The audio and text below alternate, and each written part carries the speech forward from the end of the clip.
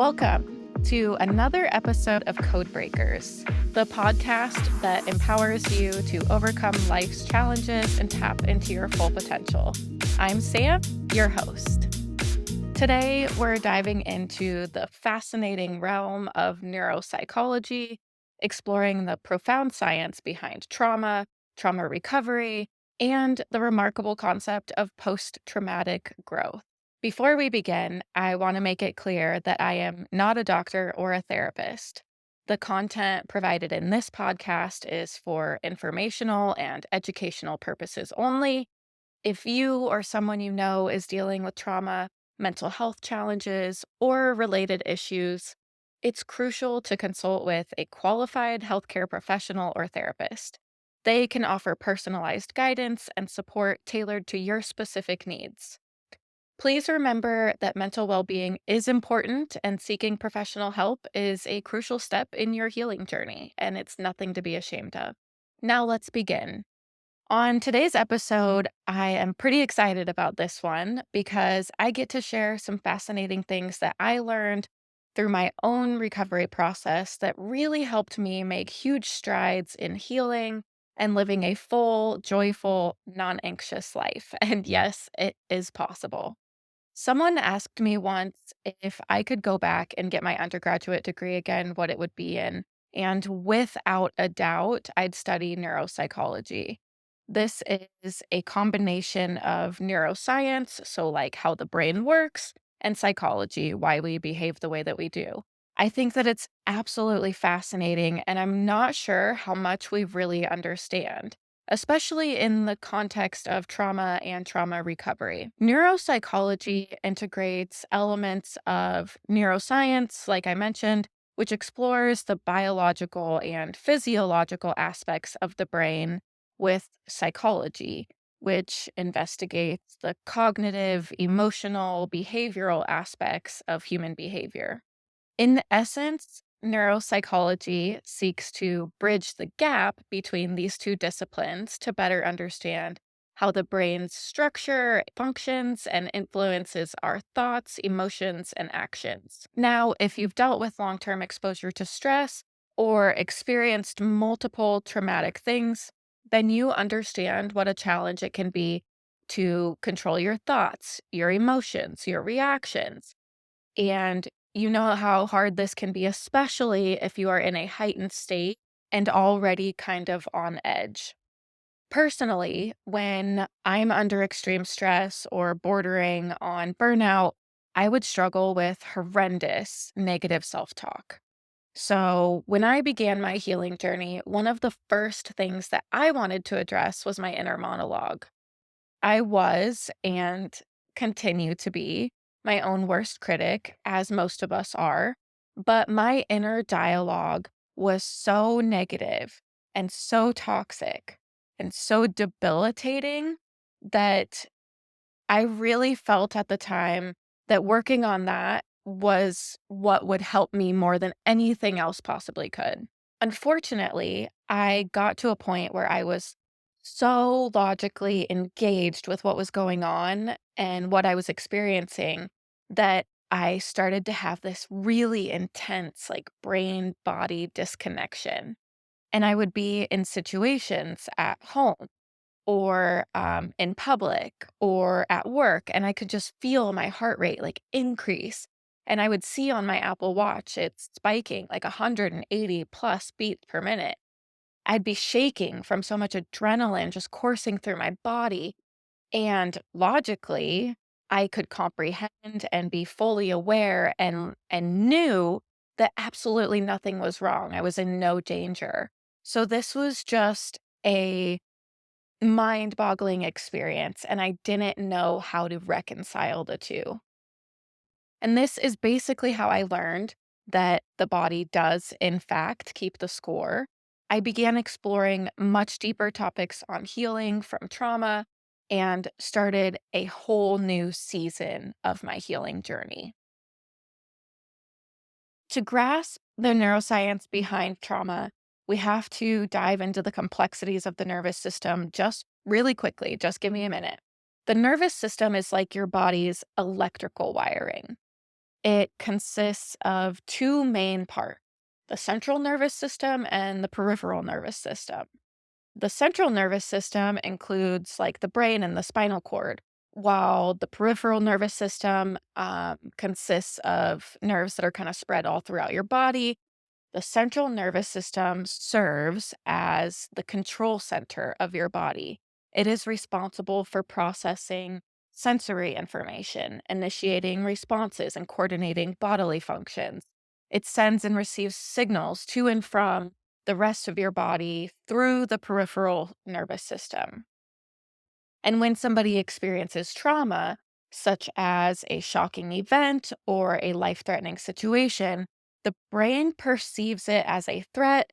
It triggers the body's stress response. And then we go through this entire series of events.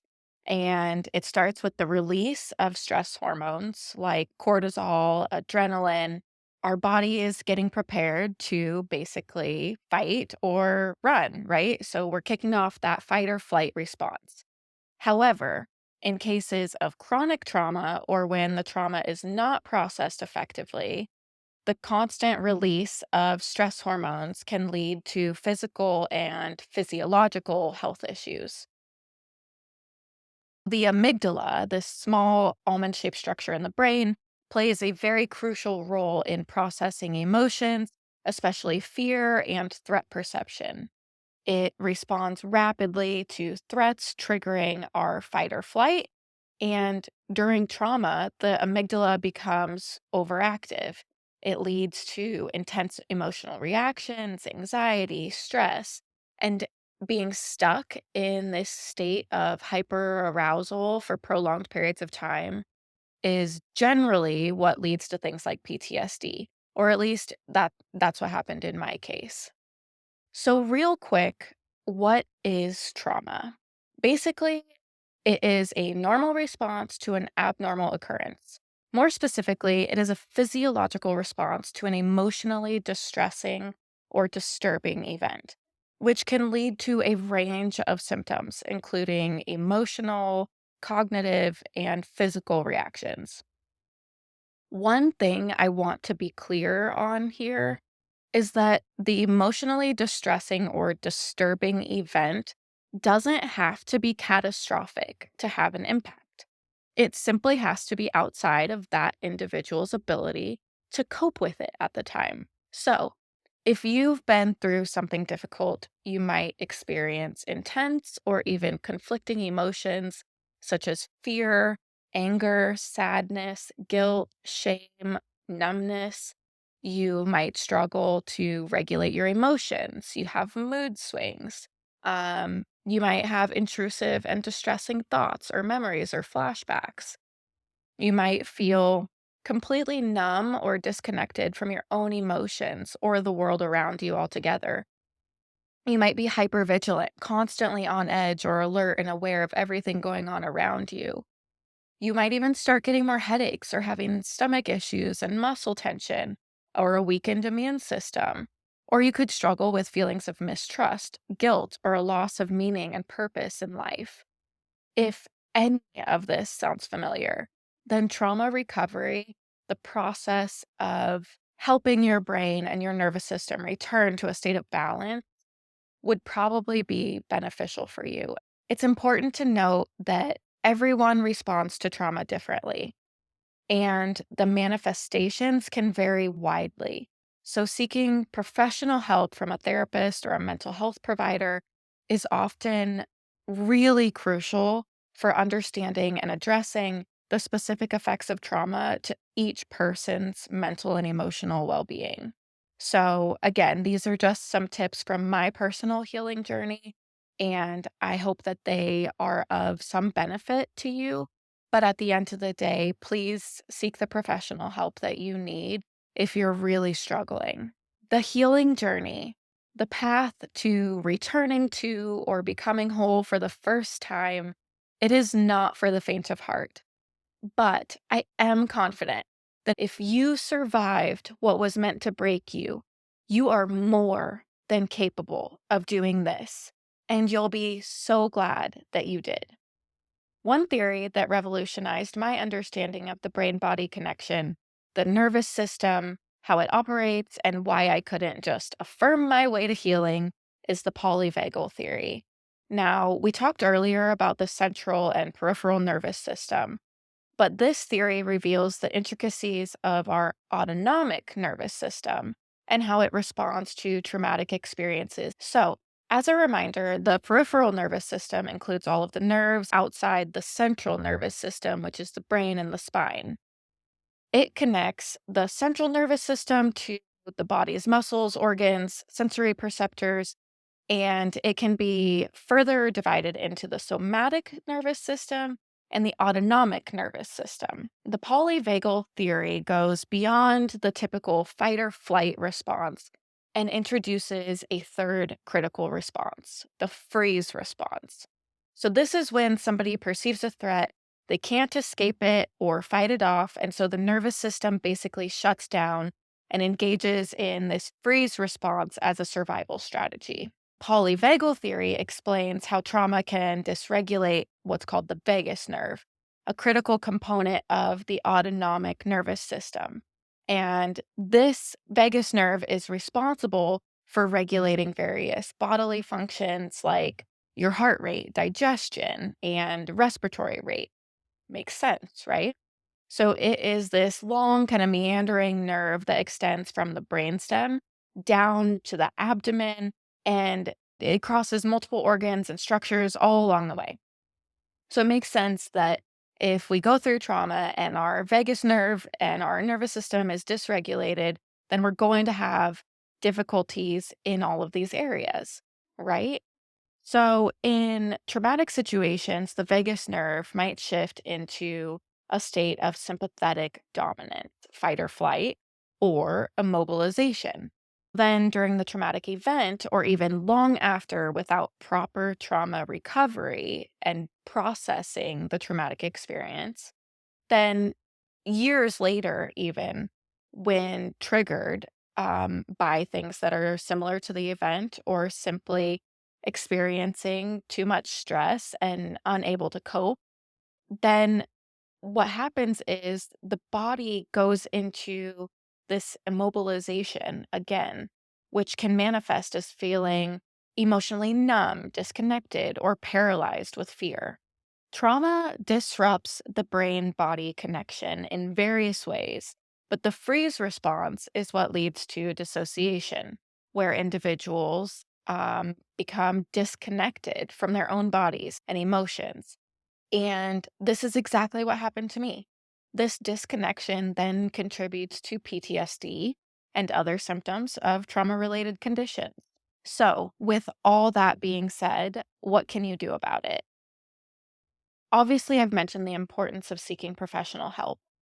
Seeking somebody who you can engage with from a trauma informed perspective is so critical, and particularly seeking trauma informed therapy. Approaches like somatic experiencing, EMDR, and techniques that focus on achieving a feeling of um, closure and moving trauma out of and through the body so that you can get to a state of regulation. Biofeedback and neurofeedback, these are other techniques that can help people gain awareness and control over their physiological responses, including the vagal tone. So, we just talked about the vagus nerve. Biofeedback and neurofeedback can both help significantly with that. Additionally, breathing exercises. Taking slow, deep breaths can stimulate the vagus nerve and its calming effect. So, I've personally had success with techniques like diaphragmatic breathing.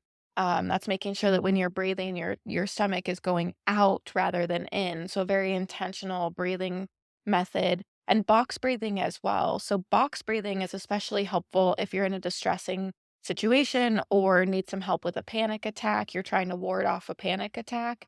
It's basically breathing in and out for 3 or 4 seconds and holding for the same time period in between. So you breathe in for 4, hold for 4, breathe out for 4, and hold for 4. And you can repeat that, and you'll notice your body will start to slow down and you'll come out of that fight or flight or that freeze response. You can kind of bring yourself out of that. Another one of my favorite, mindfulness and meditation. I'm always going to promote these practices. I think they're absolutely fantastic. Yoga, as well, is another one that I personally love. Engaging in positive social interactions, connecting with loved ones, and seeking support from a therapist or a support group, those can all be very important to your healing process as well. And another thing that I've heard or seen go around is ice therapy.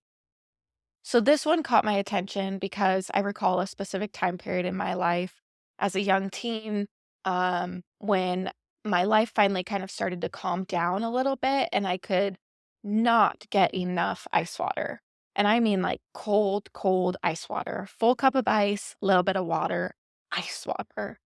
And I still have to have my ice water pretty much wherever I go. So, of course, I had to look it up for this episode, and I found out that ice on your face or your neck or drinking ice water does actually have a stimulating effect on the vagus nerve. But the response can vary from person to person. So, how effective it is for you specifically, I won't know. Give it a shot because it's been hugely beneficial for me. But when you're exposed to cold in this way, something called the diving reflex is activated, and it can lead to a slowing of the heart rate, constriction of the blood vessels in an effort to kind of conserve oxygen and prioritize oxygen for your vital organs. So basically, it does. It kickstarts your vagus nerve, it calms your system down. And while the diving reflex and the vagal response can have a calming effect on some people, it is important to note that the response may not be the same for everyone. So, some individuals might find the cold sensation like more uncomfortable or even anxiety inducing than helpful.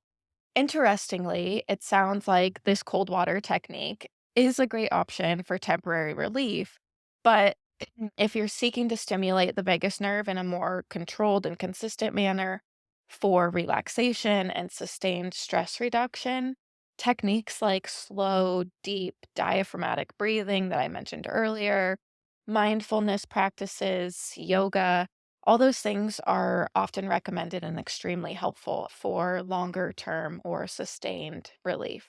These approaches can help activate the parasympathetic nervous system, which the vagus nerve is a part of, and promote a sense of calm, relaxation in a more predictable and sustainable way. Speaking of recovery and healing, let's shift our focus to a remarkable concept that challenges the notion that trauma only brings suffering.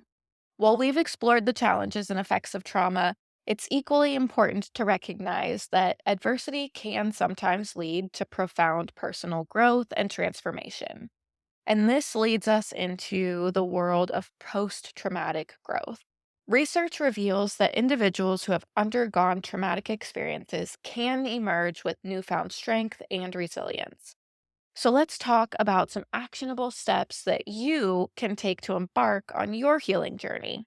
Seek professional support. I know I've said this a few times already, but please reach out to a therapist, counselor, or mental health professional who specializes in trauma. Professional guidance is invaluable in understanding and processing your experiences and developing coping strategies. Practice self compassion. Be kind and patient with yourself, please. I know this is so much easier said than done, but it is so important and so necessary as you go through this process and this journey.